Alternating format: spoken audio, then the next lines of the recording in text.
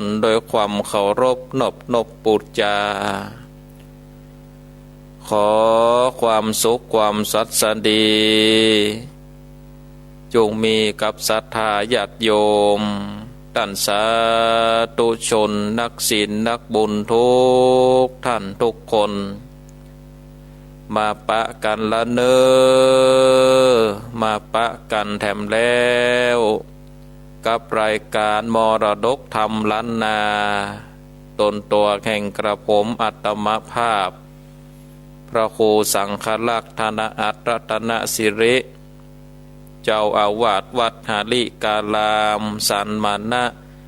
ตำบลต้นทงอำเภอเมืองจังหวัดลำพูนก็ได้น้อมนำเอารายการมรดกธรรมปืนบ้านล้านนาได้มาปะมาพบกับศรัทธาญาติโยมท่านสาธุชนนักศีลนักบุญทุกท่านกันเป็นประจำทุกวันพุธเวลา3:30 นาทีถึง4:56 นาทีโดยประมาณก็ต่อจากรายการของท่านอาจารย์พระครูอภิวัฒนวิกรมตะกี้เฮาตั้นตะหลายก็ได้สดับรับฟังท่านอาจารย์ได้เกริ่นนำเข้ารายการไปเป็นที่เรียบร้อยวันนี้ก็มาเป็นวันพุธที่23เดือนธันวาคมพุทธศักราช2563ก็แหมบกี่วันก็จะถึงเวลาสิ้นปี2563ปี2564ก็จะได้ขึ้นต้นปีใหม่63ก็จะเป็นอดีต64ก็จะเป็นอนาคตไปเพราะฉะนั้นก็ศรัทธาญาติโยมวันเวลานี่ก็ล่วงเลยไปเป็นวัน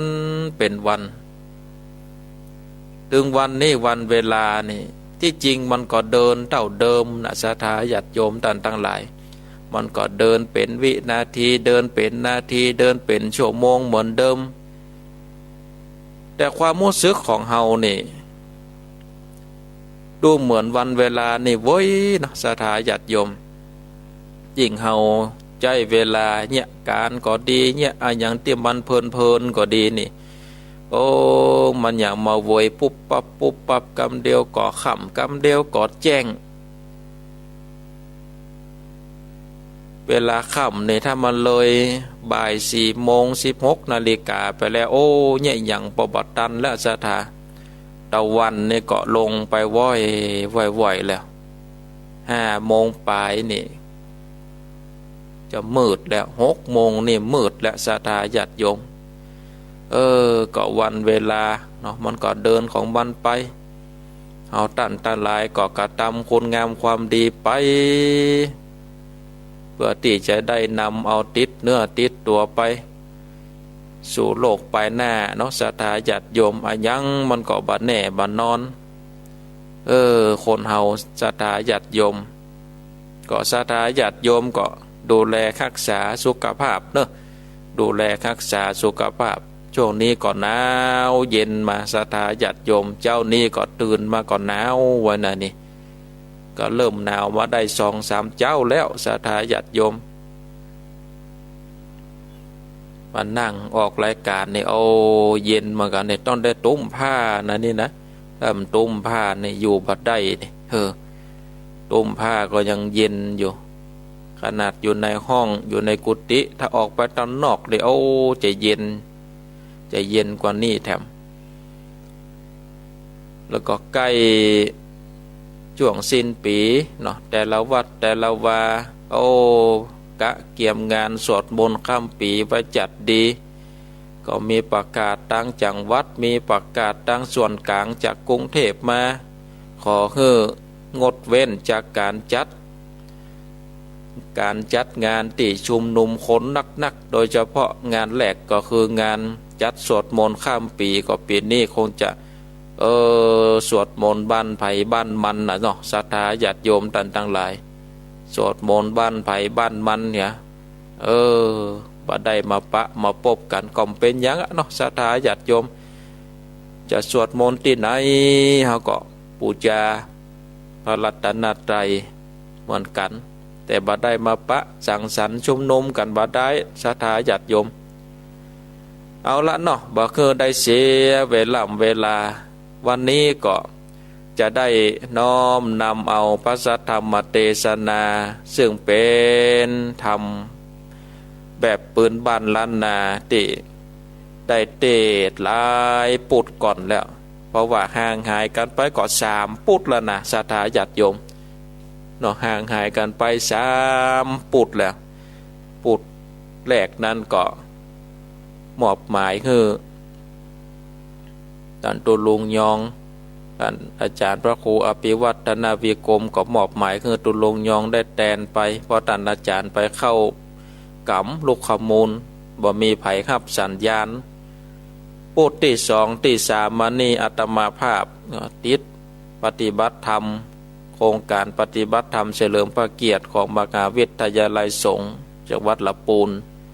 10 คืน 10 วันที่รัชตะธรรมสถานอำเภอป่าซางก็เลยบ่ได้มาเข้ารายการ2 ปุดด้วยกันปุดนี้ก็บ่ได้มีกิจธุระกิจนิมนต์ดังใดก็จะได้มาเทศนาธรรมเมื่อกับศรัทธาญาติโยมท่านสาธุชนนักศีลนักบุญทุกท่านได้สดับรับฟัง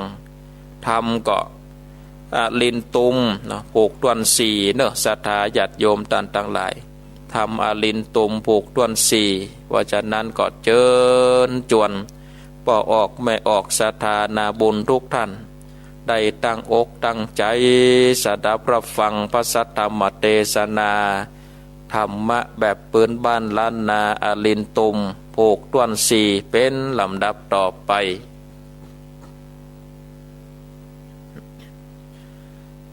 นะโม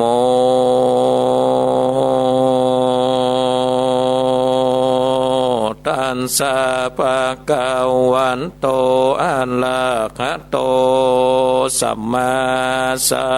มพุทธัสสะ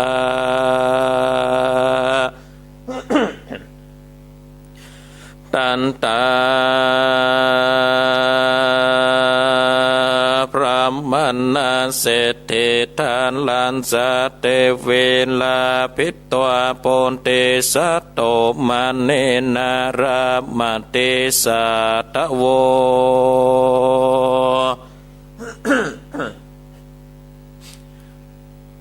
สั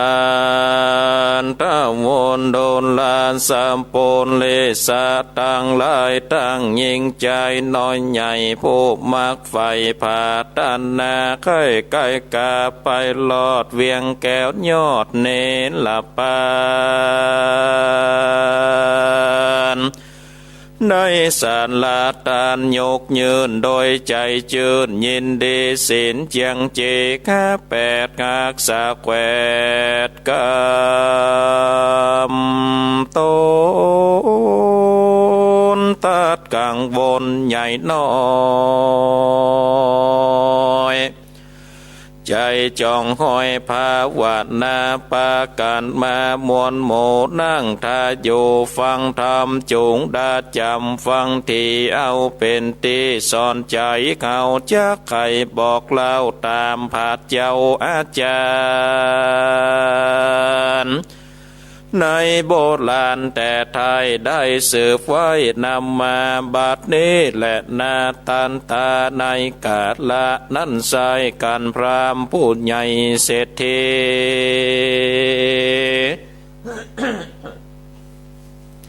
เอาคำเมลายหลาก500 ขาคำเป็นตาลาซื้อนางบนนาน้อยนาส่วนเตาราดเล่นตมกันขายนางบนสมเมียนแล้วใจผ่องแผ้วเจยบานถามพระมนาจารย์ผู้นั้นใส่ว่าตานซื้อหญิงไว้เป็นหมายยังผู้ใจแต้มลาวขอเจ้าเศรษฐีคุณนา เอาใจมาเป็นกูคือเขาอยู่จอมการแดดเตอเมื่อนั้นพระมาทนาเศรษฐีก็ไขว่าตีกล่าวต้อยถามเจ้ายอดซอยบุญนาว่าใจผู้นั้นนาเป็นพายอยู่ที่ไกลหรือไกลมีตัวใหญ่หรือตัวน้อยแก้กีดร้อยกี่ปันจุงไข่ปันบอกเก่าคือคู่ข่าวตามีหนอมุนีน้อยนาดก็โอกาสขีดแย่ว่าใจนั้นนาเกิดตัวกาส่วนว่ากาซื้อขายก็บ่อนหลายบ่อนน้อยเต้านางยอดซอยบุญนานั่นแหละนาเตดนั้นเศรษฐีผู้มั่งเต้ากันโกเก้าความในก็จะกำไปบ่จะว่าเงินแข่งค่าปล่อยขาดบ่เต็มบาทเด็ดเลโสกวนเดเตวไตไปที่ใหม่ทำขายผู้มีหลายมั่งเต้าขันโตเจ้าบอดจะจากซื้อไปเป็นค่าไว้ใจบอนญาจัดแลนา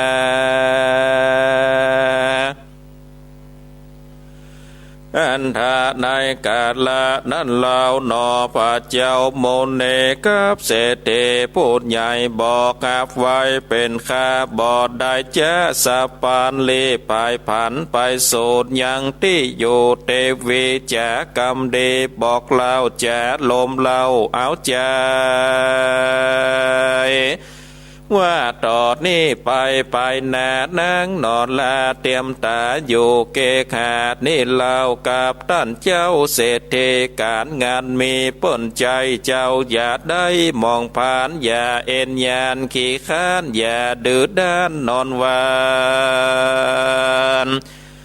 การงานมันบอดแล้วอย่าหนีแอวกลางโคนอย่ามาวนตึกเตามันลูกเจ้ากะทำการแปลงใจบ้านสะอาดมันปัดกวาดเกขาสักวัดตาผ้าเสื้อกวาดอยากเนื้อขวงล่างคือขวงกว้างมดสายมอนและไข่โคกปากโดยจ้อนขากยังมีมันขาดเศษล้างโซยน้ำกินโดยน้ำใจอย่าเกิดใดเงือดแข่งตามเก้าแข่งบวชลับบาดเป็นกองวาดแข่งเจ้าอย่าตอบท่าจะเทียงอย่าเอินเสียงป้นบานคือเจ้าตาลตกใจจากไขกล่าวถอยคือเว้นกรรมถอยสาบมานอย่าจากหันสวกกลาอย่าด่าพ่อแม่ต่างเท่าแก่ตานายเมตสาขายหนุ่มเท่าด่าเพโกดเจ้าและสาบมาเนตเยวกำเวนกาหยาบมาคานาประวีกำบ่มีอย่าแป่งใส่กาม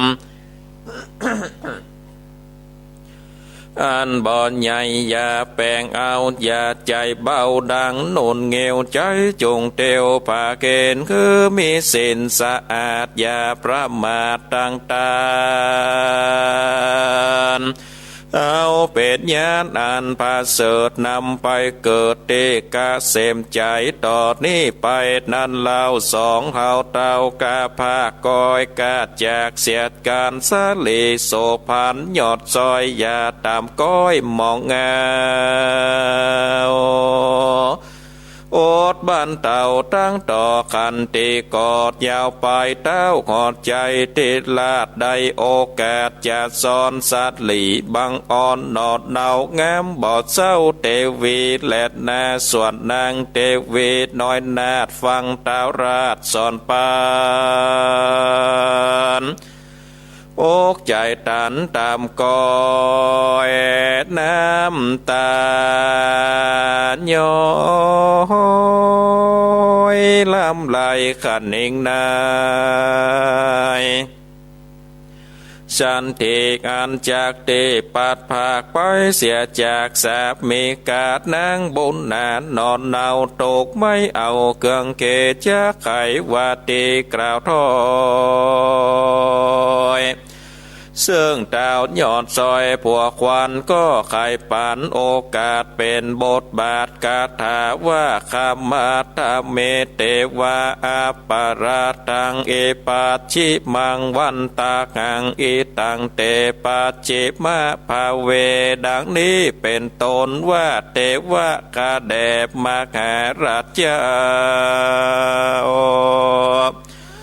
ตนเป็นเก้าปุลิกอันว่าเจ้าเศรษฐีน้อยนาถแห่งพระบาทองค์งามใดที่ตามต้อยไตพระบาทไทยบ่อพระคางบัดนี้จากได้ล้างเสียกันคาบอดตันได้โอปัฏฐาเกิดเจ้าในสวนสันเดโตดข้ามีมากน้อยขอเต้าปล่อยโป่งวางคือเป็นตั้งไปนาคือพระเจ้าฟ้าไปลอดสัพปัญโยตัญญานางนงคานยอดซอยหรือนางออดน้อยวันนปภา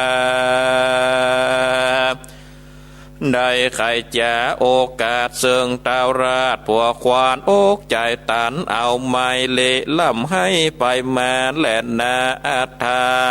มาคาสาโต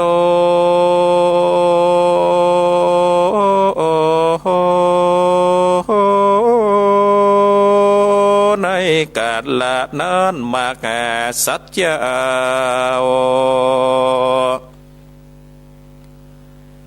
บนบ่อเศร้าเล่นตมทุกโศกโสมลายแหลเขาต้องแผ่ไปในดังหัวใจจักแตกผ่ามางแยกเสียกันก็ไข่ปันกล่าวต้อยเสิงเย้าเจ้าหยอดซ้อยเตเววันโดราสะเลก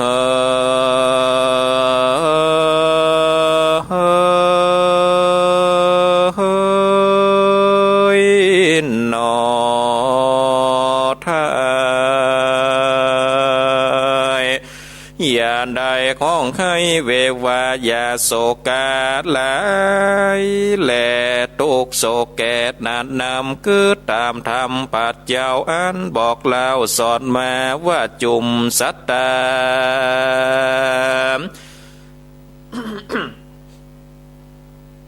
มวลโมอันเกิดมาโศสงสารนาพามานบอดได้มีกรรมไว้ภายมานจากมาตันตอบสายเลือตกให้เด่นเลสังขารมีบอบมันเตียงโหความเงียงไปมา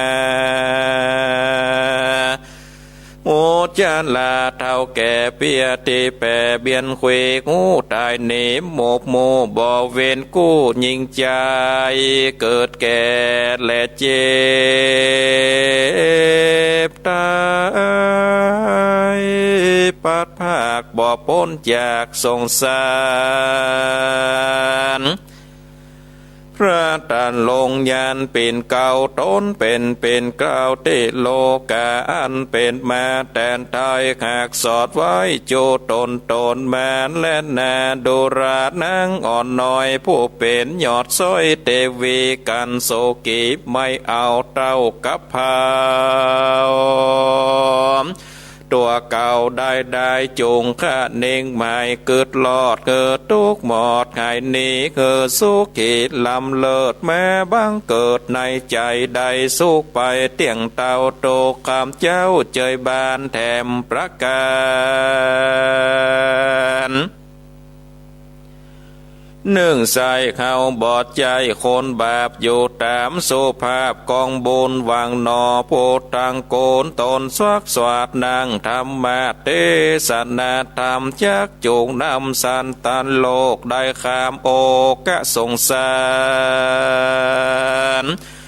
ในเถิงนิพพานเวียงแก้วเป็นเตดแล้วมาโนนในดูราใส่ใจเหยนอนแลเมื่อไปแน่วันโลนบนเมหนุนเติมตมบ่อตกลมถอยโคน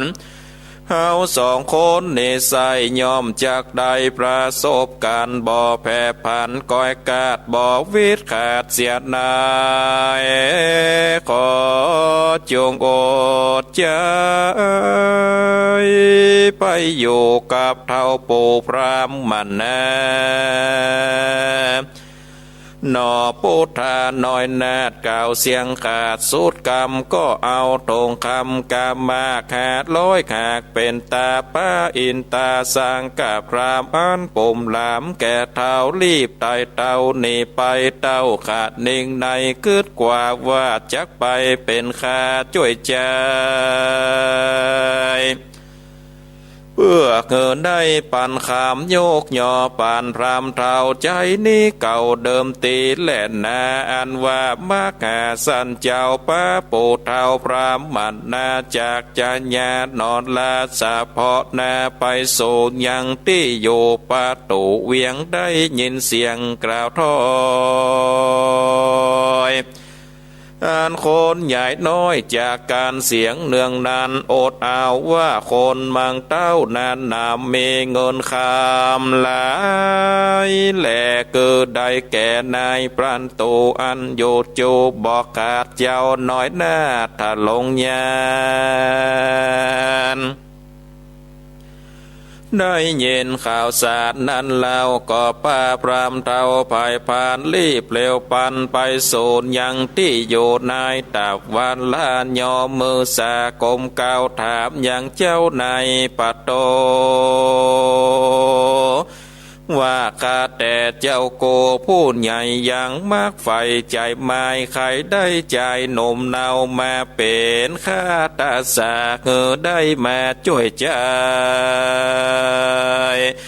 ยังกาดน้อยใหญ่อันมีนั่นจะติดนั้นนายปาโตผู้เท่าผู้มังเต้าคำขาฟังคำจากล่าวต้อยแข่งเจ้าหยอดซ้อยตัดลงทำก็ไข่กำถามเทวภายได้จากมาเป็นตาสาขาดใจเฝ้าอยู่ไกลกาตามการนอตะลงยานยอดซอยก็ตอบถ้อยขีดแย่ว่าผู้จากมานั่งทาคือตัวแข่งขาดินลีและนานายปาตูเหยติดนั้นนายปานตูตวานอันนอโปติญาณน้อยนาดหวานนาอาจโสภามานาดแสจื่นจอยก็กล่าวถอยจะถามว่าดูราเจ้าตนงามหนุ่มนาวโตแข่งเจ้านิสัยโกรธก้าไว้สันใดนอกอดใจติดลาดโตนองอาจเล่นตมโตกพกสมลำติดย้อนเป็นนีพรามมันนาโบราณจ๋าแต่ก่อนเจนปูมอนตัดนายวัดทุกทั้งหลาย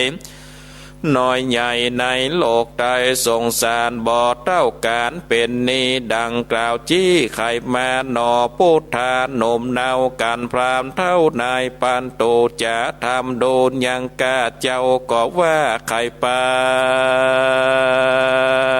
นว่าตัวข้ามันกาน้อยเอา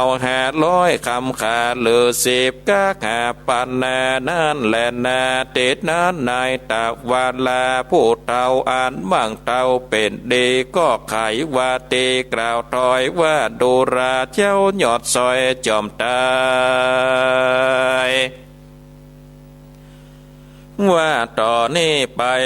นาเจ้าอย่าว่าจะค้านอย่าดื้อด้านนอนนานกาตามการข้าเจ้าจงอยู่เฝ้านอนจูนยังประตูเข้าออกดังข้าบอกไขปานตัวเกินวันบอกขาดอย่าประมาทละสาการพระมาทนาผู้เท่าอันเป็นนายเฝ้าประตูใจใดจะไขกล่าวแล้วก็กาดแก้วไปปานเอาคำปันกามาก500หากเป็นไม้ หนอมุนีนายบอดจากงานแหลนนาอันทาในกาละนั่นเล่าหนอพระเจ้าตัดลงทำกันได้คำหลายหลาก500หากเป็นตาสังลอมแม่บอดจากดังก้าหนอละเทวีปันหนึ่งมีอันใดการขบควายบวชละมวลกาดละกวนมันลอดกอดยกตอดเตตานแก่พระมานาจารย์ผู้เท่าเปื่อใจนี้เก่าเดิมตีหนอมุนีน้อยนาก็โอกาสกิญญาไว้เตวันดามวลหมู่วาสุรนานโตโพนโต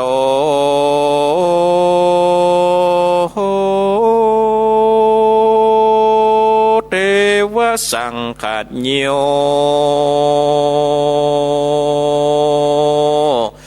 ฟังดูแลเทพดาวบอกว่าอยู่ด่านดาวแดนใดทั้งที่ไก่ภาพเสียงควายงานแน่ตัวโลกาใหญ่กว้างตนอยู่สร้างเมืองบนอยู่เมืองโคนลุ่มฟ้าตนอยู่ปากหิมมาปานอยู่สถานเตตอง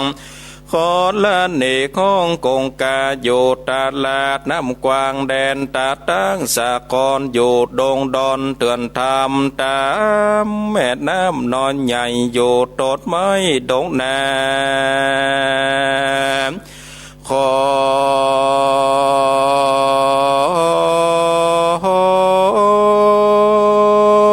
แม่เล่งพอดยังขาดน้อยหนอพงสร้างคือสมปานกว้างนาดน้ำ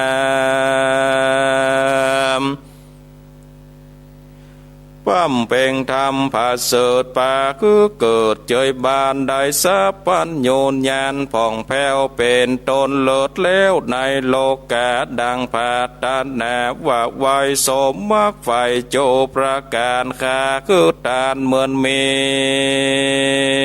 ง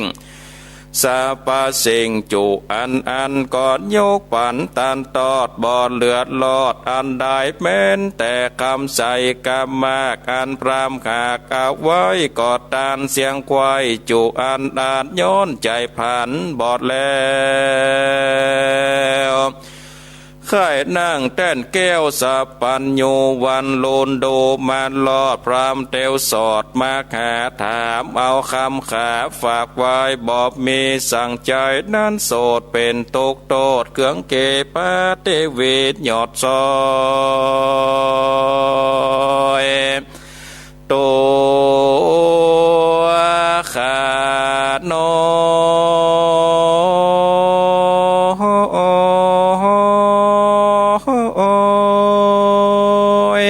ไปขายกาบอดลายแต่แล้วพอใจนี้เก่าพระมันนาหนอโปติญาณน้อยนาดกล่าวเสียงขาดสุดกรรมก่อนย่อมือตำกลมกาวไว้เสิงเจ้าเทวันดาและนาตามาทังปะกาเซนโตสันทาอาคาสันทาอันว่าสัพพัญโยพระพุทธเจ้าตนเป็นเกล้าติโลกาจารย์ไขนิทานไปแจงพระจริงแสงเตสนาว่าภิกขเวนูลาเพกุสงตั้งหลายงานเป็นสายงานเลญะเจ้าโตคำเจ้าปั้มเป่งตำส่วนเต้าขอคำยศอาจเกิดตาวราชอาจลินตุมตกซ่องสมลายหลากย้อนข้าฝากคำคานแห่งพระมานาผู้เท่าเมินแต่เล่าหลายปีพรามเครื่องกีดนั้นใส่ได้เตียวไตมาสู่จาก่าวโอไข่กำขอเอาคำก้าใหญ่อันฝากไว้คืนไปเต้าขอใจหนุ่มนาวโตขาย ตัวเก่าและเทวีใดก็มีหลายหลากปันหนึ่งหากเป็นตาคือพรามมานาผู้เท่าส่วนพรามนั้นเล่าบอดจาการได้ก้าคำฝากไว้ก่อนย่อมือไว้หนอมุนนี้แล้วรีบรานีไปสูดยังที่อยู่แห่งตนส่วนนอทัศสะปนนั่นใสเป็นขาดย้ายในประตูก็อาสาดูแตนต่อเฝ้าอยู่พอดเหี่ยวไปประตูใจใหญ่กว้างแตนตาตั้งปานตานากรบ่ออาวรตำกอยอยู่จืนจ้อยสวนสันดีและนาติเนจากวันนั้นนาจะลอดถึงนางแก้วยอดเทวีอันเศรษฐีซื้อไว้เป็นขาดใจนั่นเหล่านางนอดเนาบนนาตัดลงขับพามากอดแยมอยู่บ่อนเวียงใจโอดสะใจบากบันขยันมันก็ตามการบ่อเอ็นยานขี้ข้านอย่างการบ้านเกกาเต้าโอดสะจันใจเศรษฐีใหญ่นั่นเล่าหันนอดเนาเข็นใจก่อปานางไปอยู่สร้างปืนตาตั้งตุเนียอันคือป้นเสียไม่เอาส่วนนางนอดแนวบอดสามเบยย้อนนางเกยบ่อผ่อนอยู่ในบ่อนขอดจานตู้เกินวันข้ามเจ้าบอกไม่เอามองผ่านสุกเจยบานบอกขาดในภาษาขอคำของกินลำกูเจือดังฝ่ายใจไม้เครื่องปานดาบหลายหยาดถอยคือแหวนใส่ก้อยวงงามสังหวานจามวาบวาดแก้วก็อาจกุนตนเครื่องประดับตนหยอดซอยมีบอดน้อยนานำบ่อาจจะกล่าวแก่คือเสียงเตจุอั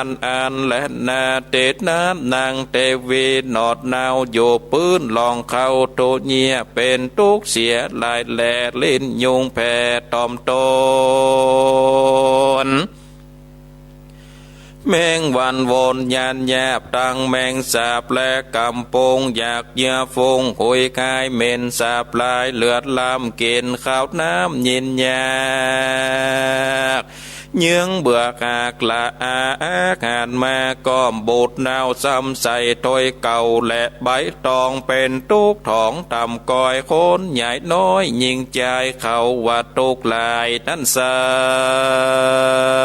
ยเหลือจากเพียบได้ตนโกโปดดีเอ็นดู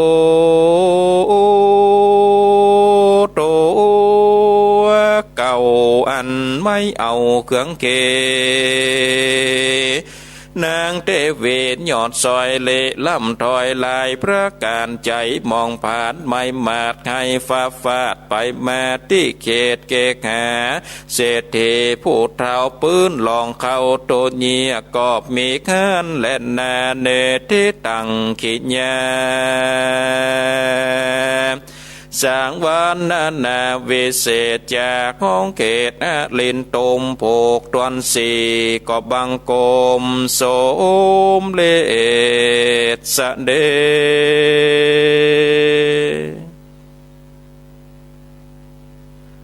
เอาละศรัทธาญาติโยมท่านสาธุชนนักศีลนักบุญพุทธบริษัทต่างหลายการได้เทศนาธรรมอาลินตุมปลูกต้วนสีก็ปริปุนังจบลงไปเป็นที่เรียบร้อยโอ้ศรัทธาเทศธรรมเมื่อเจ้าเมื่อจีเสียงเกือบบพดศรัทธาญาติโยมเสียงเกือบบพดเพราะว่าบัดได้เทศธรรมมาก็หลายพูดแล้วเสียงนี่แล้วก็โดนความเย็นโดยศรัทธาญาติโยมเสียงเทศหรือว่าเสียงเขานี่มันบ่พอถูกกับความเย็นตะใดถ้าโดนความเย็นบ่ได้นี่ก็เสียงบ่พดบ่ผิวตะกี้ก็เกือบบ่พดนั่นนี่ขึ้นนะโมตะกี้ก็เกือบ ไปเกือบมรณภาพคาไม่ต่อไปก็จะได้เป็นการสรุปเนื้อหาใจความสำคัญของธรรมอรินตุมผูกต้วนสี่กับศรัทธาญาติโยมท่านสาธุชนนักศีลนักบุญก่อนย้อนไปถึงผูกต้วนสามแห่น้อยเนาะศรัทธาญาติโยมย้อนไปถึงผูกต้วนสามก็ที่เจ้าอรินตุมกับมเหสี ก็เอาคำที่เต้าพญาอินตาได้เอามาฝากไว้นี่ไปจกใจเป็นตาลศรัทธาญาติโยมก็เลยบอกฮู้ว่าจะเอาอันยังมาเปลี่ยนกาดใจเพราะว่าได้ฮือตาลไปหมดแล้วก็เลยได้เอาตัวเก่ากับนางมเหสีหรือว่าเมียนี่จะนำเอาไปขายศรัทธาญาติโยมเพื่อที่จะได้นำเอาคำได้มาแทนกับพราหมณ์เมื่อพญาอินตาหรือว่าพราหมณ์คนนั้นนี่ก็ได้ป้าเอาเจ้าอรินตุมไปขายเนาะแล้วก็เอานางเทวีนั่นไปขายกับเศรษฐีได้ไปขายเศรษฐีว่าขาย500เนาะได้ขาย500 คำแล้วก็ถามว่าแล้วท่านเศรษฐีบักได้คนใจแหมกาซึ่งเป็นปอดใจนะอีโนซึ่งเป็นปอดใจท่านเศรษฐีบักได้กะเศรษฐีก็เลยถามว่าเฮาซื้อไม่ยิงแล้วปอดใจที่จะนำมาขายนั่นน่ะเป็นไผมาพอหน้าพอตาคือหูจักกันไว้ก่อนกะเมื่อเจ้าอรินตุมได้ยินได้ฟังดังอันแล้วนี่ก็เลยบอกว่าโอ้ข้านี่ก็ข้าเนี่ยกะเห็นหรออรินตุมก็บอกเฮือเศรษฐีก็ข้าเนี่ยกะที่จะมาขายแล้วสู่จะกึดกะตาใดเจ้าอรินตุมก็ว่าข้านี่ก็จะกึดเอาเต้ากับไม่ยิงนะกะ500หรือว่า5กะหาปณะน่ะอันหามอกะเห็นหรอโอ้ก็กึดแหละศรัทธาญาติโยมเจ้าเศรษฐีก็กึดแล้วว่าถ้าเฮาได้เม่ยิงมาแล้วเขาจะเอาปอดยายมาเหยียดใดก็ขี้จิปอหมอกเหมือนกันเนาะศรัทธาญาติโยมเมื่อได้เกิดไปเกิดมาก็เลยบอกว่าโอ้เจ้าอรินตุมเจ้าเหยข้านี่บัดเดียวนี่เงินมันเริ่มจากขาดแคลนแล้วนะข้าซื้อได้คนเดียวข้าซื้อได้คนเดียวนี่สู่ไปตาหน้าพุนตุเจ้าอรินตุมหูว่าโอ้จะต้องได้ปัดภาคจากภริยาจากมเหสีแล้วก็เลยได้อู้ว่าบัดเดียวนี้เฮาจะได้ปัดภาคจากกันแล้วบัดเดี๋ยวนี้เจ้าเศรษฐีก็ซื้อน้องเนี่ยเป็นข้าใจกระทำการแล้วน้องเนี่ยอยู่บ้านเศรษฐีต่อนี่ไปทางหน้านี่อย่าได้ขี้ค้านเอ็นยานอย่าได้ดื้ออย่าได้ด้านเนอะจะไปลึกนะช่วยการช่วยงานจะไปหนีแอวเมื่อวันจะไปแอวเหล่าหน้าจะขวัญอู้บ้านกันอู้บ้านนี่คือลูกเจ้ามันกะทำการมันปัดกวาดเกขาได้ซักวัดถาผ้าเสื้อกวาดยักเยื่อโคงล่างควงกว้างมดใสหม้อแหลกไขคกปากถ้วยจอนขากมนมีมันคัดสีลังส้วยน้ำกินน้ำใจอยากได้เหงือดแห้งในธรรมบนว่าอันหลอศรัทธาเจ้าอรินตุมก็สั่งเสียนางมเหสีภริยาได้เป็นคนมันเป็นคนมันกัดทำการเพราะว่าเปิ้นได้จ้างแล้วบอกว่าการอู้จานี่จะไปอู้จากันเสียงดังระวังเปิ้นตกอกตกใจได้ก้อยอู้ก้อยจาจะไปจากำปักสวกเพราะว่าเฮานี่เป็นข้าใจบริวารว่าใจเป็นนางพญาอยู่ในบ้านในเมืองอยู่ในพระราชวังแล้วเฮานี่เป็นข้าใจเปิ้นซื้อเข้ามาเขาก็ต้องกระทำการ จำไว้เนอะอย่าได้ด่าป่อด่าแม่ด่าเท่าแก่มิตรสาขาอย่าได้ด่าเจ้านายพี่ครูสงฆ์สามเณรด่าว่าขันจะไปติเชนนินทาตุเจ้าวัดขันเป็นอย่างอันตุเจ้าวัดอีเป็นอย่างอีหูโมดาการงานตุเจ้าจะก็เป็นหัวดำอยู่ตังนอกย่ำมาบวชเนี่ยนะเนี่ยได้สร้างไว้ศรัทธาญาติโยมแล้วบอกว่าต่อไปนี่เฮาสองคนจะได้พัดภาคจากกันแล้วบ่ได้อยู่ด้วยกันละนาน้องเฮ้ยนางภริญญาเนาะนางภริญญาก็ตุกอกตุกใจศรัทธาญาติโยมท่านทั้งหลายตุกอกตุกใจเพราะว่าบ่เคยได้ห่างขี้ข้างกำเตื้อลงบ่เคยได้ห่างขี้ข้างกำเตื้อก็เลยได้ว่าโอ้ข้าแต่อ้ายเหยเนาะเขาก็บ่คำราชาทรัพย์ละกันเนาะแบบเมืองเขาเนี่ยอ้ายเหยเฮานี่ก็บ่ได้ห่างบ่ได้ลากันเนาะเฮานี่ก็บ่ได้ค่าก็บ่ได้อุปถากดูแลรักษานี่หากว่าโตด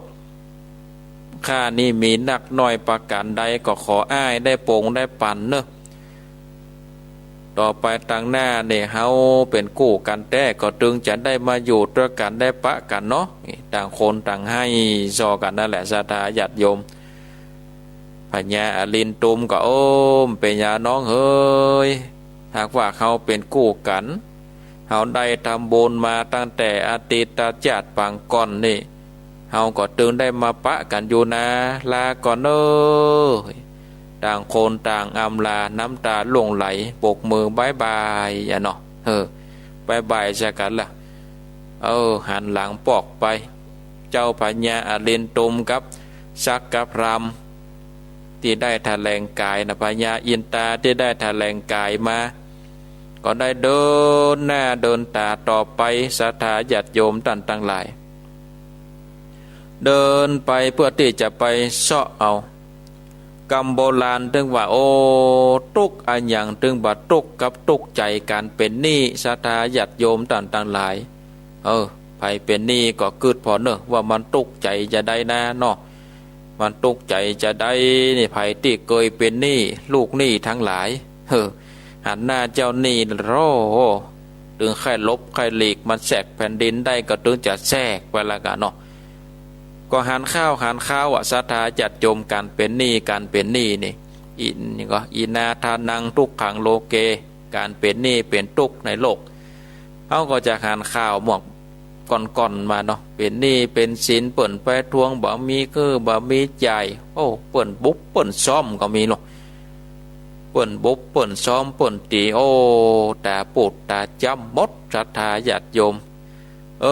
อันนี้ก็เป็นหนี้เนาะก็บอกจะเนี่ยได้เนาะก็มันบ่มีกินก็จำเป็นได้ไปกู้ไปยืมอย่างคนตะก่อนเพื่อนว่าบ่มีหนี้ก็บ่มีแน่เนาะบ่มีแน่ก็บ่มีหนี้ถ้าเฮาอยู่แบบพอเพียงนี่ศรัทธาญาติโยม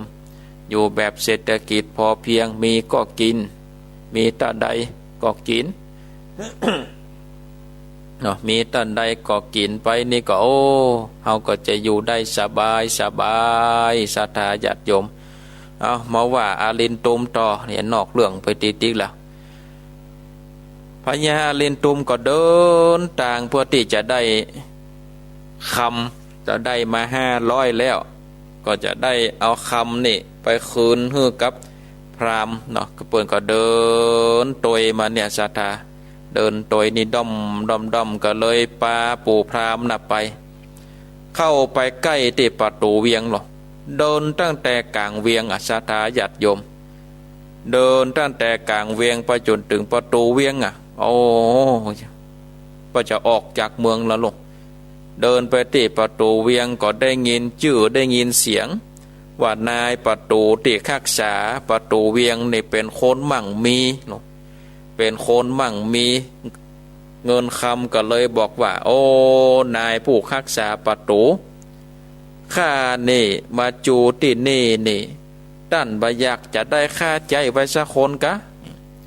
นายประตูก็บอกว่าโอ้ท่านเหย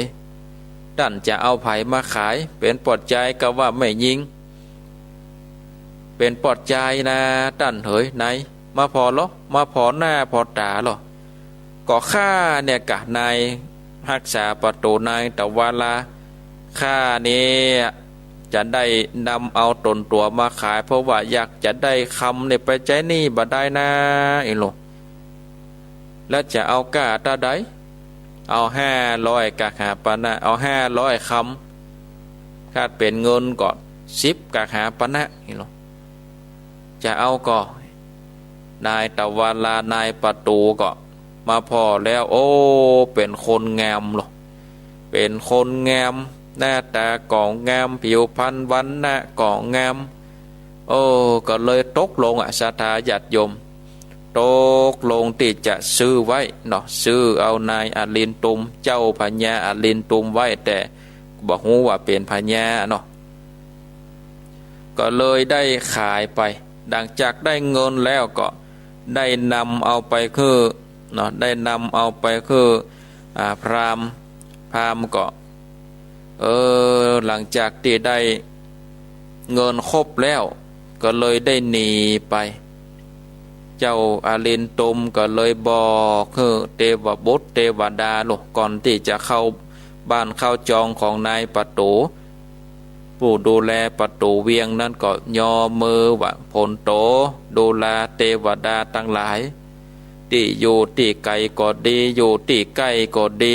อยู่พับไขว่ตัวสากลละโลกเนี่ยข้านี่ก็ได้มาตั้งกรรมกรรมปรารถนาได้ข้าได้คือตานสัปปะทุกอันทุกสิ่งจังมาหมิ่งข้าคนมนตีจนล่าสุดมาได้เอาตัวมาขายเพื่อที่จะได้เป็นกะเงินกะคำเอาแตนพามไปขอได้เป็นพระสัพปัญโยตัญญาณนี่ปรารถนาแล้วนะศรัทธาญาติโยมตั้งความปรารถนาแล้วจะได้เป็นพระพุทธเจ้า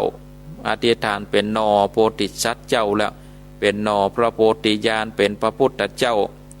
ว่าขอคือข้านี่ได้นั่งเต้นแก้วสัพปัญโยก็ตั้งกรรมปรารถนาศรัทธาญาติโยมธรรมนี้เพิ่นก็ได้กล่าวไปถึงแห่งว่าหลังจากที่เจ้าอาลินตุมได้ขายตัวเก่าแล้วก็นางเทวีนี่ได้คำปันหนึ่งใจนี่พรามแล้วนี่นางเทวีนี่ก็ตะก้อนนี่ก็เพิ่นก็อยู่ในบ้านในจองนะอยู่ในพระราชวังเนาะศรัทธาญาติโยมอยู่ในพระราชวังก็ได้กินอิ่มนอนอุ่นเนาะโอ้ของกินอันใดดีอันใดล้ำก็เพิ่นก็ได้กินได้ว่าหมดกูสิ่งกูอัน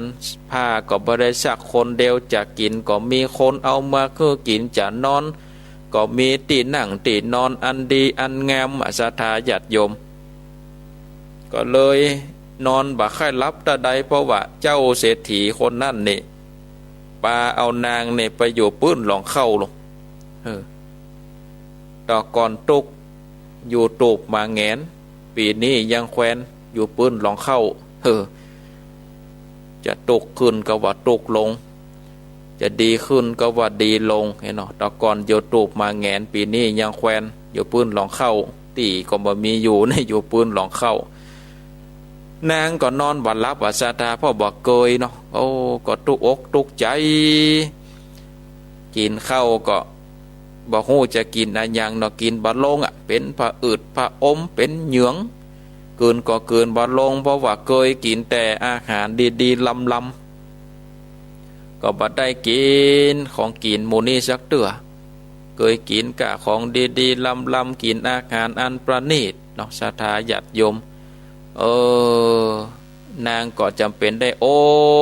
ดใจอยู่ขั้นศรัทธาญาติโยมท่านทั้งหลายได้อดใจอยู่ที่ขั้นอันนี้ก็เป็นธรรม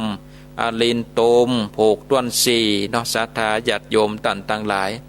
ที่ได้เปิดเครื่องวิทยุสดับรับฟังรายการมรดกธรรมล้านนาในเมื่อเจ้าวันนี้เวลาก็ล่วงเลยมาละตีสี่จะเกิงละศรัทธาญาติโยม ก็มีเวลาแถมน้อยหนึ่งก็วันนี้ก็จะได้นำเอาธรรมะอานิสงส์ศีลเนาะเทศนาธรรมโดยพระเดชพระคุณพระพรหมมงคลหลวงปู่ทองสิริมังคโลได้มาโอมาจ๋ามาเล่าคือกับศรัทธาญาติโยมท่านสาธุชนนักศีลนักบุญทุกท่านได้สดับขับฟังว่าอานิสงส์ศีลเป็นจะใดพระพุทธศาสนาหรือศาสนาพุทธนี่เป็นศาสนาที่มีองค์สมเด็จพระสัมมาสัมพุทธเจ้าเป็นศาสดามีคำสอนแนะนำแนวทางในการดำเนินชีวิตเพื่อคือเกิดความสุขลดความทุกข์จนกระทั่งได้พ้นไปจากพันธการก็คือพ้นจากบ่วงอันผูกอันมัดเป็นอิสระโดยความหูแจ้งเป็นศาสนาที่มีสรณะอันสูงสุดสามประการคือได้แก่พระพุทธพระธรรมพระสงฆ์ห้องชื่อรวมกันว่าพระรัตนตรัยแปลว่าแก้วอันมีก้าทั้งสามโดยพระพุทธเจ้าทรงได้ทลัดปัญญาสัพพัญโยตัญญาณพระธรรมแล้วก็ทรงสอนให้พระภิกษุได้หูธรรมจนหลุดพ้นโดยทรงได้จัดตั้งชุมชนของพระภิกษุให้อยู่รวมกันเพื่อที่จะได้ศึกษาและฝึกฝนตัวเก่าให้หลุดพ้นห้องว่าพระสงฆ์สงฆ์แปลว่าหมู่หรือว่าแปลว่าชุมนุมแล้วทรงมอบหมายให้พระสงฆ์ทั้งหลายได้เผยแผ่พระธรรมเพื่อประโยชน์สุขของชาวโลกหลักธรรมคำสอนของพระศาสนาในยุคก่อนจะบันทึกเป็นลายลักษณ์อักษรของว่าพระธรรมวินัยประกอบด้วยพระธรรมคือความรู้ในสัจธรรมต่างๆที่พระพุทธเจ้าได้ตรัสรู้แล้วนำมาแสดงแก่เจ้าโลกกับพระวินัยก็คือกฎเกณฑ์ต่างๆที่ทรงบัญญัติไว้สำหรับผู้ที่ออกบวชเพื่อให้ผู้บวชสามารถอยู่ร่วมกันอย่างมีกฎมีเกณฑ์เป็นคณะสงฆ์อันเป็นชุมชนตัวอย่างที่จะดำเนินชีวิตเพื่อความพ้นทุกข์โดยมีหมวดอภิธรรมไว้อธิบายคำจำกัดของคำศัพท์ในหมวดพระธรรมและมีหมวดอภิวินัยไว้อธิบายจำกัดความศัพท์ในส่วนของพระวินัยในภายหลังนี่เมื่อเริ่มมีการบันทึกคำสั่งสอนตั้งหลายไว้เป็นลายลักษณ์อักษรของว่าคัมภีร์พระธรรมและคัมภีร์พระวินัยพระเถระผู้ทรงคุณในยุคสมัยนั้นได้เรียบเรียงคำอธิบายในหมวดอภิธรรมเพิ่มเติมอย่างละเอียดจนสามารถบันทึกเป็นคัมภีร์พระอภิธรรมเมื่อรวมห้องทั้งสามคัมภีร์แล้วบันทึกหลักธรรมคำสอนทางพุทธศาสนาก็ห้องว่าพระไตรปิฎกพระพุทธเจ้าได้ทรงเริ่มออกเผยแผ่คำสอนในภูมิภาคในประเทศอินเดียในปัจจุบันโดยมีจำนวนผู้นับถือส่วนใหญ่อยู่ในทวีปเอเชียทั้งในเอเชียกลาง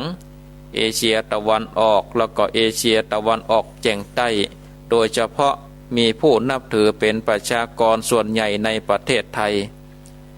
ผู้นับถือศาสนาพุทธก็ได้บ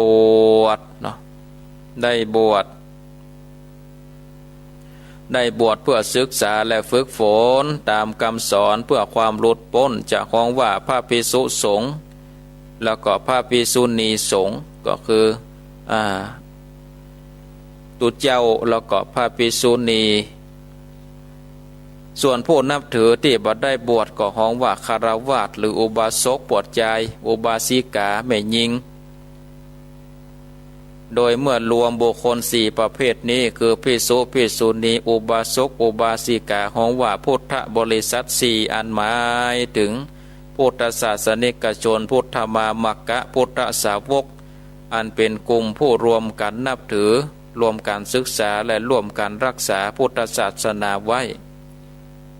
หลักการสำคัญของพระพุทธศาสนาคือหนึ่งพุทธศาสนาสอนสัจธรรมคือความจริงแท้ของชีวิตแล้วก็กฎของธรรมชาติโดยมีเป้าหมายสูงสุดคือการหลุดพ้นจากวงจรแห่งทุกข์ 2. หัวใจของพุทธศาสนาคือมันทำความดีละเว้นความชั่วทำจิตใจคือบริสุทธิ์ 3. พุทธศาสนากล่าวว่าสิ่งทั้งหลายในโลกนี้ต่างมีเหตุคือเกิดเมื่อมีเหตุเกิดขึ้นผลก็เกิดขึ้นตามเมื่อเหตุนั้นบ่มีผลก็ดับไป 4. อริยสัจสี่สอนให้เขาเข้าใจหลักความจริงอันประเสริฐ4ประการคือทุกข์มีความยากลำบากหรือมองตัวปัญหาสมุทัยความทุกข์นั้นมีสาเหตุให้เกิดคือมองหาสาเหตุของปัญหานิโรธความหมดสิ้นแห่งทุกข์หรือพอจุดมุ่งหมายในการแก้ปัญหามรรควิธีทางอันประเสริฐที่จะนำถึงความดับทุกข์หรือลงมือปฏิบัติแก้ไขปัญหานั้นๆข้อต่อไปคือสติปัฏฐานสี่เป็นวิธีฝึกฝนกายและจิตเพื่อให้ถึงซึ่งความดับทุกข์โดยเฉพาะเจาะจงแล้วเนี่ยมรรคหมายถึงมรรคมีองค์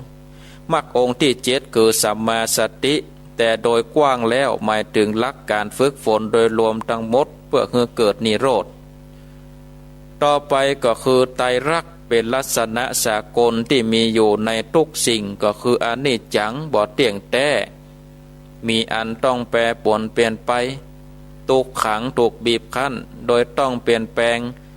ต้องเปลี่ยนแปลงอยู่ตลอดเวลาอนัตตาบ่มีแก่นบ่มีสารอันยังถือเป็นตัวเป็นตนของเฮาต่อไปก็คือกฎแห่งกรรมกรรมก็คือการกระทำอย่างนั้นทั้งทางกายทั้งทางกายทั้งทางกายทั้งวาจาแล้วก็ตั้งใจที่มีเจตนาสั่งการโดยจิตของสิ่งมีชีวิตบอกว่าจะเป็นการกระทำความดีบุญกุศลหรือบาดีคือบาปอกุศลหรือกลางๆตามเมื่อผลของการกระทำตามมาโดยผลของการกระทำจะบ่สูญหายไปไหนแต่รอเวลาที่จะให้ผลตอบแทนที่เหมาะสมกับการกระทำนั้นๆได้สะท้อนปีกมาหาผู้กระทำโดยบ่สามารถนำบุญกับบาปมาหักล้างกันได้โดยตรงกฎแห่งกรรมนี้เป็นเงื่อนไขสำคัญที่กำหนดความเป็นไปของแต่ละจิตวิญญาณในสังสารวัฏนิพพานคือสภาพที่พ้นออกไปเหนือโลกออกไปจากสังสารวัฏเป็นอิสระจากพันธนาการทุกอย่าง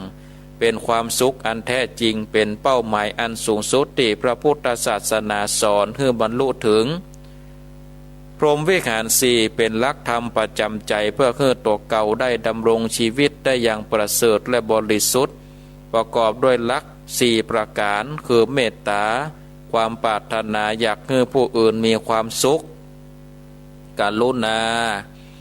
ความปรารถนาอยากให้ผู้อื่นพ้นทุกข์มุทิตาความยินดีที่ผู้อื่นมีความสุขในทางที่เป็นกุศลอุเบกขาการวางจิตเป็นกลางการมีเมตตากรุณามุทิตาเป็นสิ่งที่ดีแต่ถ้าตัวเก่าบ่สามารถช่วยเหลือผู้นั้นได้จิตตัวเก่าก็จะเป็นทุกข์ดังนั้นตัวเก่าเฮานี่ก็จึงควรวางอุเบกขาวางใจเพื่อเป็นกลางและพิจารณาว่าสัตว์โลกย่อมเป็นไปตามกรรมที่เคยได้กระทำไว้จะดีหรือชั่วก็ตามกรรมนั้นย่อมส่งผลอย่างยุติธรรมตามที่เขาได้เคยกระทำไว้อย่างแน่นอนสังสารวัฏคือการเวียนว่ายตายเกิดของจิตวิญญาณทั้งหลายนับจากบ่ถ้วนผ่านไประหว่างภพภูมิคือมิติต่างๆ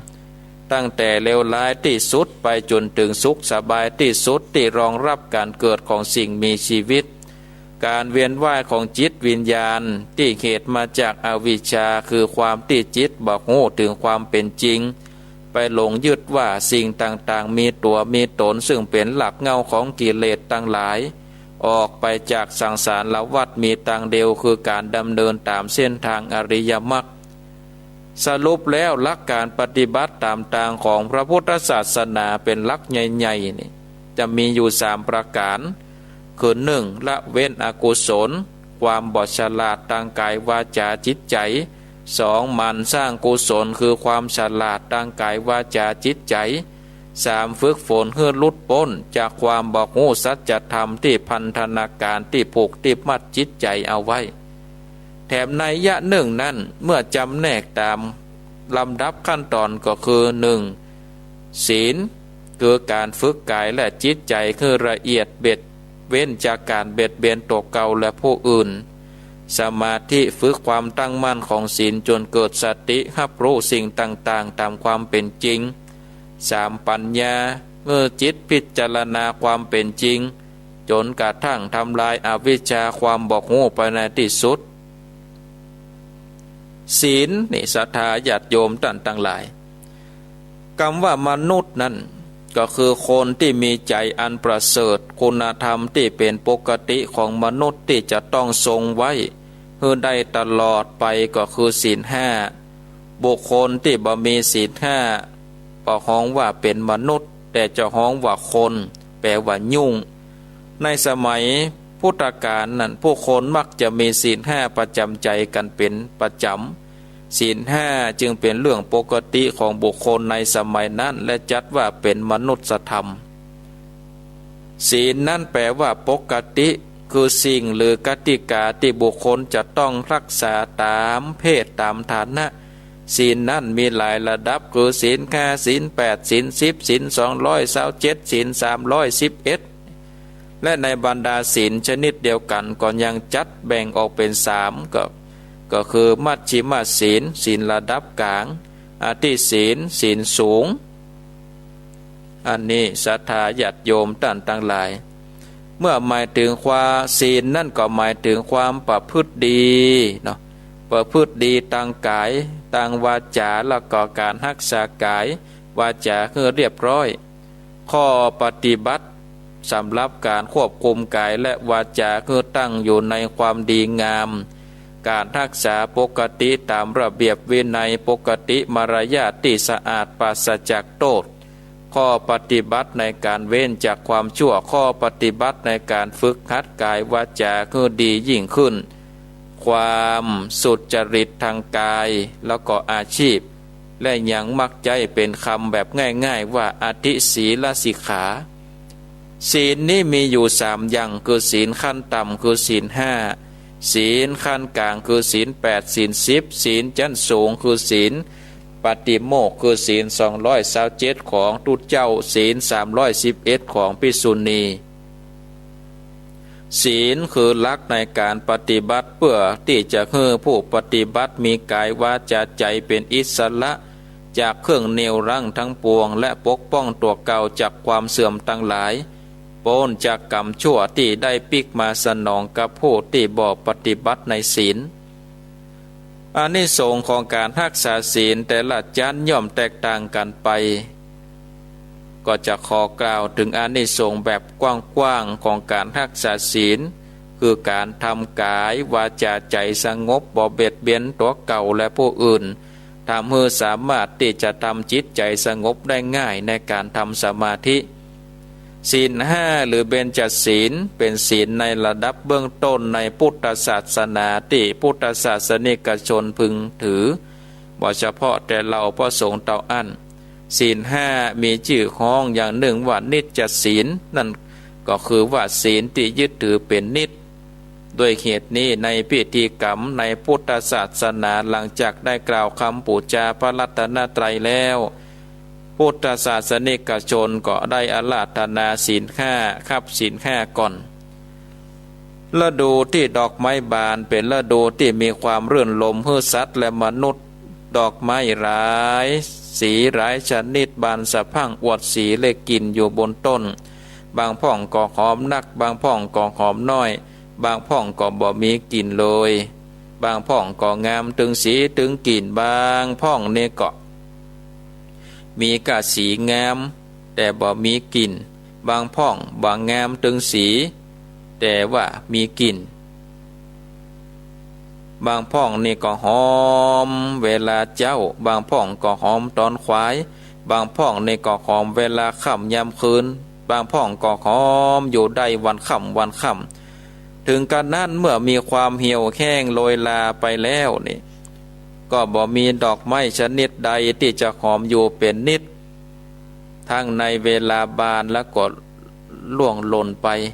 แต่เมื่อเวลาบานอยู่ถูกลมพัดล่วงจากเก้าประดับลงบนดิน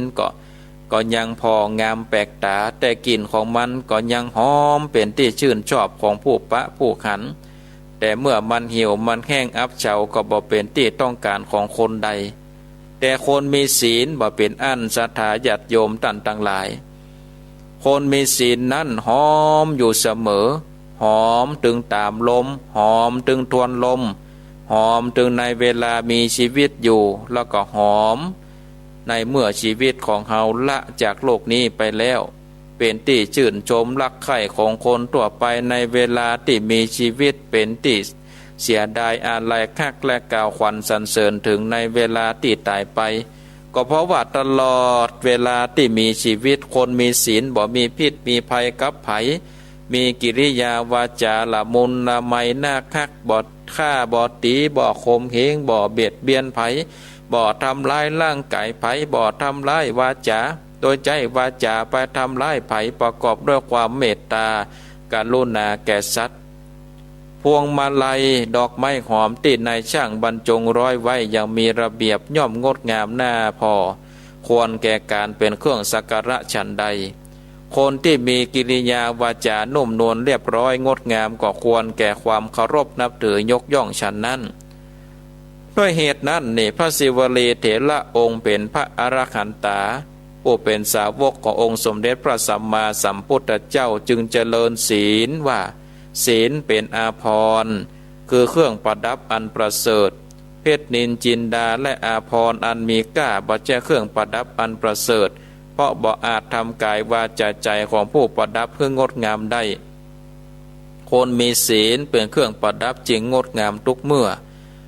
ศีลนั่นคืออันหยังเนี่ยใดจึงขึ้นชื่อว่าเป็นคนมีศีลศีลคือความบ่ล่วงละเมิดของผู้มีเจตนาความตั้งใจงดเว้นจากความชั่วทางกายวาจาและอาจตลอดไปถึงใจตัวบางคนอาจจะบ่ล่วงละเมิดเพราะตั้งใจไว้ก่อนเช่นว่าตั้งใจจะบ่ฆ่าสัตว์ก็บ่ฆ่าตามที่ได้ตั้งใจไว้แต่บางคนก็บ่ล่วงละเมิดโดยที่บ่ได้ตั้งใจไว้ก่อนต่อเมื่อมีเหตุที่จะล่วงละเมิดเกิดขึ้นเฉพาะหน้าก็กึดงดเว้นบ่ล่วงละเมิดได้เช่นว่าหันงูพิษเลยเข้ามาในบ้านหูว่างูพิษถ้าไปคบไผไปชกไผก็ถึงตายก็ได้ยุบไม้ขึ้นมาหมายจะตีงูคือตายแต่เกิดความเมตตาสงสารว่างูมันก็มีชีวิตอย่างเดียวกับเฮามันก็กลัวเจ็บมันก็กลัวตายเหมือนเฮาจะไปแยะมันแล้วก็ใจไม่นี่ไล่งูให้ออกไปจากบ้านการกระทำอย่างอี้เป็นศีลแต่เป็นศีลที่เกิดขึ้นเฉพาะหน้าโดยบัดได้มีเจตนากึดจะงดเว้นมาก่อนศีลเป็นเครื่องคัดเกลากายวาจารวมไปถึงใจคือสะอาดเป็นเครื่องคัดเกลากิเลสอย่างหยาบที่จะล่วงออกมาจากกายวาจามีการตีการด่าเป็นต้นศีลนั้นแม้จะมีความหมายหลายอย่างแต่โดยทั่วไปมักแปลว่าปกติคือปกติทางกายปกติทางวาจาซึ่งโดยปกติจะบ่สงบบ่ลุกลานบ่เบียดเบียนบ่ทำร้ายไผแต่เมื่อละปกติคือผิดปกติก็บ่สงบลุกลานเบียดเบียนทำร้ายผู้อื่นด้วยอำนาจของจิตใจที่ผิดปกติเพราะโลภะโทสะโมหะความโลภความโกรธความหลงเพราะเหตุนี้ศีลมีความหมายว่าปกติก็คือปกติทางกายวาจาใจศีลนั้นมีสามอย่างคือกุศลศีลอกุศลศีลและอัพพยากตศีลปกติของกายวาจาใจเป็นที่เป็นกุศลมีกุศลจิตเป็นเหตุให้เกิดชื่อว่ากุศลศีลปกติทางกายวาจาที่เป็นอกุศลมีอกุศลจิตเป็นเหตุให้เกิดขึ้นชื่อว่าเป็นอกุศลศีลปกติทางกายวาจาใจที่บัจจัยกุศลและบัจจัยอกุศลก็คือว่าบัจจัยกุศลจิตแล้วก็บัจจัยอกุศลจิตเป็นเหตุให้มีอัพพยากตจิตก็คือกิริยาจิตเป็นเหตุให้ขึ้นชื่อว่าอัพพยากตศีลอันนี้ก็ได้ได้จ๋าเรื่องศีลเนาะก็ยังบ่จบตัวนะศรัทธาญาติโยมท่านทั้งหลายก็ยังมีแหม หลายเรื่องหลายอันที่จะได้อู้ได้จาคือกับศรัทธาญาติโยมท่านต่างหลายได้สดับรับฟังกันก็ถ้าอู้ไปนักก็ศรัทธาก็เอาก็บ่ได้เปิดฉายล่ะบ่ได้อู้ได้จากันและศรัทธาญาติโยมก็อู้กันวันละเล็กวันละน้อยเนาะเอาได้นำเอาน้ำทำคำสอนของครูบาอาจารย์ที่ได้เทศนาไว้ได้มาอู้มาจาได้มาเล่าคือกับศรัทธาญาติโยมท่านสาธุชนนักศีลนักบุญได้สดับรับฟังเอาละศรัทธาเหลือเวลาแถมประมาณ10 กว่านาทีเอาจะเปิดสายคือกับศรัทธาญาติโยมท่านสาธุชนนักศีลนักบุญได้โทรมาแจ้งผลการนับฟังโทรมาโอ้โทรมาจ๋าเอาที่เบอร์โทรศัพท์0865878177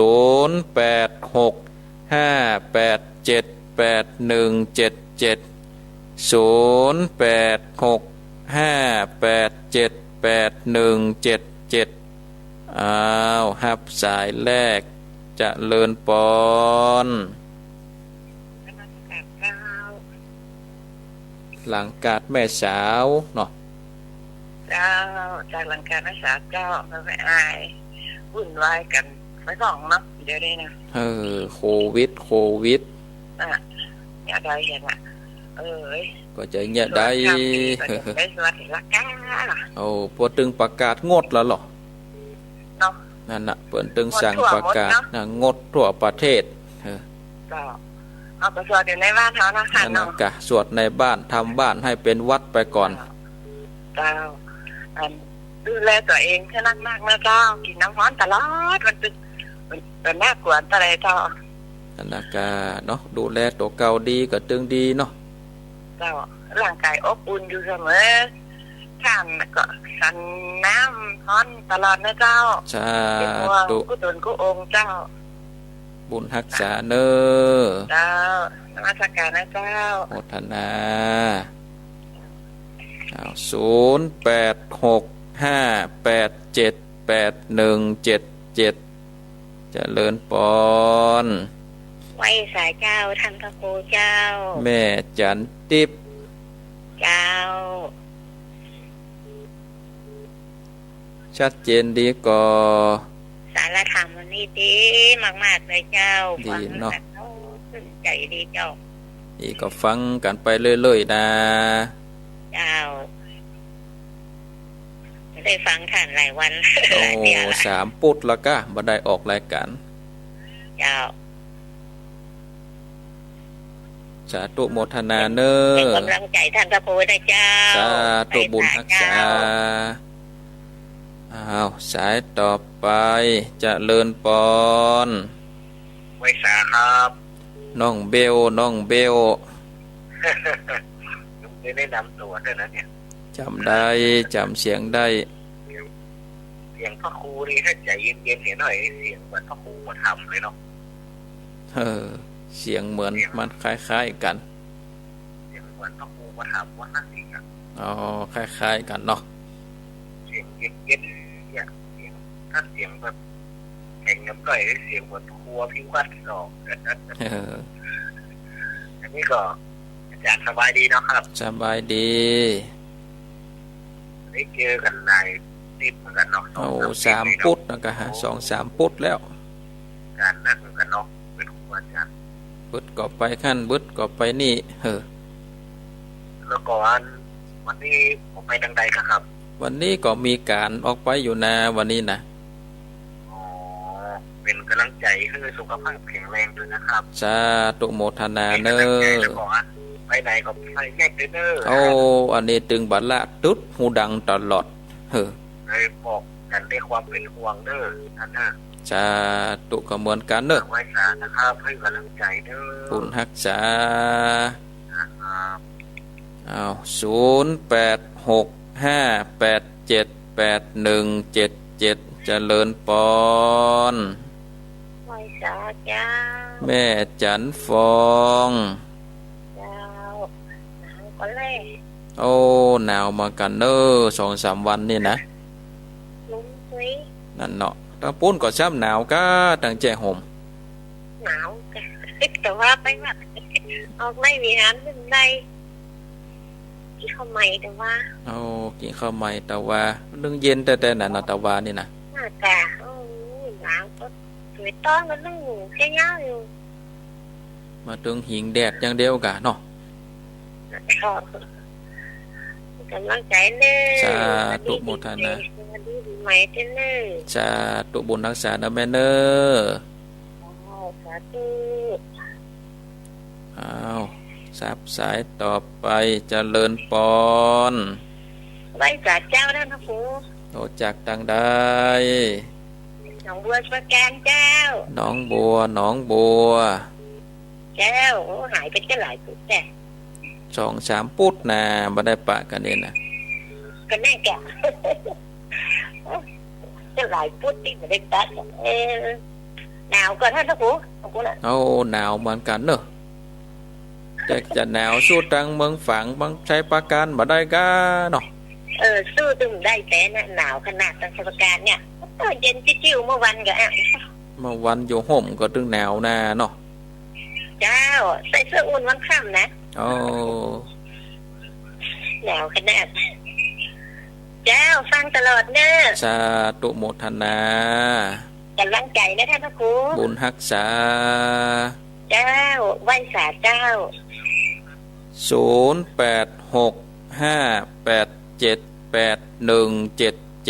อ้าวฮับสายต่อไปเจริญปอน ครับไว้สาครับท่านพระครู พ่อน้อยบุญปาน โอ้หนาวมาแล้วเนอะท่านพระครูรักษาสุขภาพกันเนอะ เหมือนกันเนอตาปุ้นก็จะหนาวแล้วทั้งเพนะครับ ผมฟังท่านพระครูสามพูดต้องเล็กปะกัน นะ เนาะ กะเอาไปปฏิบัติธรรมมา ครับผมติดตามฟังกำลังใจท่านพระครูอยู่เนอะ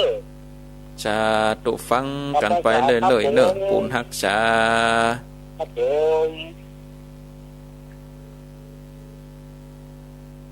อ้าวมีเกาะเข้ามาแถมมีเกาะเข้ามาแถมเนอะเจริญปอน ไหว้สาเจ้าท่านพระครู โตจากดังได้ แจ้โฮมวัดเป็นตาไหนเจ้า แจ้โฮมแม่ตาใน แม่กาเจ้าฟังเนอะ ฟังอยู่ เจ้า ถึงชัดเจนดีเนาะ เจ้าโอ้ได้ยินหลายนี่เนาะจ้ะเนาะ ได้ยินหลายพูดแล้วทำบ่จะดีจบแล้วนะนี่ หนาวเนาะเดียวเนาะ น่ากะหนาวนะ เจ้า บุญรักษาเนอ เจ้าไหว้สาเจ้า อ้าววันนี้คือได้สัก9 สายนี่อ้าวตอนนี้7 สายแล้ว7 สายแล้ว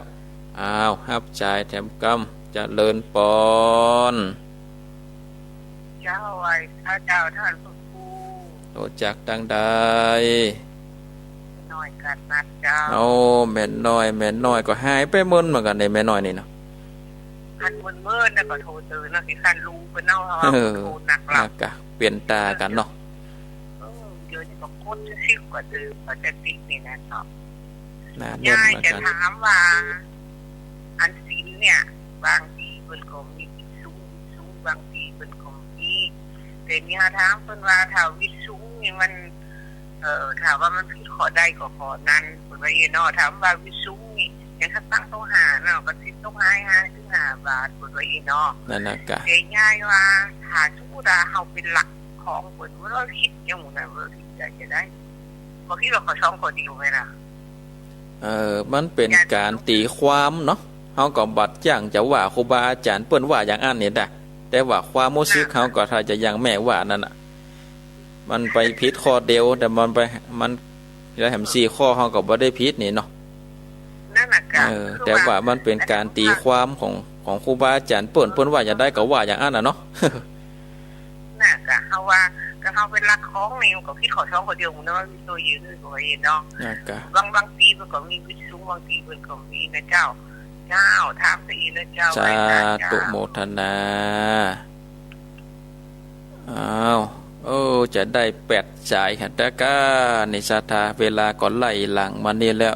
แม่น้อย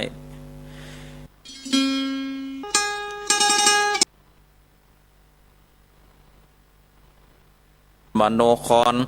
อำเภอฝางสายที่7จากแม่ตาบ้านแม่ตาในแจ้ห่มสายที่8สายสุดท้ายจากแม่น้อยกัดนัดเนาะอันนี้แม่น้อยก็ว่าบางที่เปิ้นก็มีวิสูงบางที่เปิ้นก็บ่มีก็ถ้าแปลตามครูบาอาจารย์เปิ้นว่านะเนาะอันนี้ต้องฝากไปติหลวงพ่อพระครูสุเมธธรรมเสวีนี่เปิ้นจะตีความได้แม่นยำกว่าอาตมาภาพเนาะแต่อาตมาภาพก็อู้อย่างแม่น้อยนะกะเนาะก็ว่าอันในครูบาอาจารย์เปิ้นตีความว่าอันเนาะถ้าว่ามีวิสูงนี่ก็แยกกันเป็นข้อไหนปุตก็ต่อไปข้อไหนที่มันบ่ปุตก็รักษาไปแต่ถ้าบ่มีวิสูงเกิดติสรณเนนะสักหปัญจะไปก็ปุตข้อใดข้อหนึ่งก็ถือว่าแถม5ข้อนั้นก็ปุตไปอันนี้ก็จะฝากไว้ที่ท่านอาจารย์พระครูสุเมธเนาะได้ถ้าบ่ลืมก็เพิ่นจะมาตอบคำถามทางว่าเพิ่นเข้ารายการในวันนี้นะศรัทธาญาติโยมเอาละศรัทธาก่อนที่จะได้ลาจากกันไปนั้นก็เพิ่นมีข่าวฝากประชาสัมพันธ์เนาะก็เชิญชวนพุทธศาสนิกชนทุกท่านได้ร่วมทำบุญตักบาตรข้าวสารอาหารแห้งฟังเทศน์สืบชะตา